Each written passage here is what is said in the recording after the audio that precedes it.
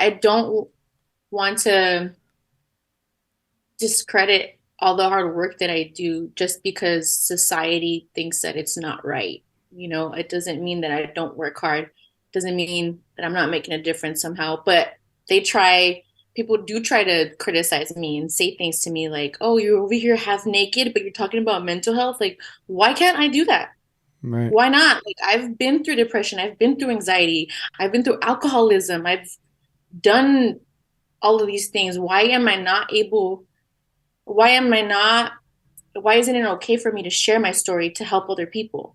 Yeah, maybe some other women who do the same thing I do, their mind's different places, right? No judgment to them, but I'm not there. That's not how I do things. So I want to make sure that regardless of what people say or say that I can't talk about mental health or that I can't talk about my sobriety journey, none of that because I post sexy pics or whatever.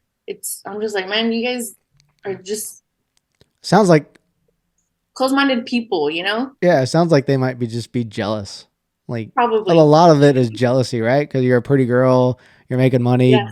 on Instagram and social media or Yeah. OnlyFans. So a lot of it has to be coming from jealousy, I think, more than anything Yeah. else.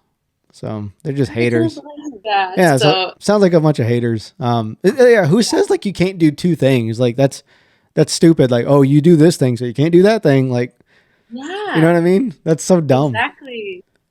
I feel like there's no right or wrong way of doing things. There's just different ways of doing things. Yeah. And yeah, it's just also I learned in that class that I did, the instructor, he said something along the lines as like, the few do what the many suppress. So Mm. he was like he tried to like get some advice from like a porn star himself. He said that the porn star was like, why would you want to talk to me? Like, because that's how people treat people who do stuff like that. Like they judge you and like I'll shun you, like whatever. So he was like, man, I need to see what you're doing because I have marriages that I'm counseling that aren't even touching each other anymore. Like they Mm. don't have intimacy in their relationship. So I need to see what kind of stuff that you're doing so I could teach them. So he's like, I figured that out, that the few do what the many suppress. And I was like, wow, that's a pretty crazy way to look at it.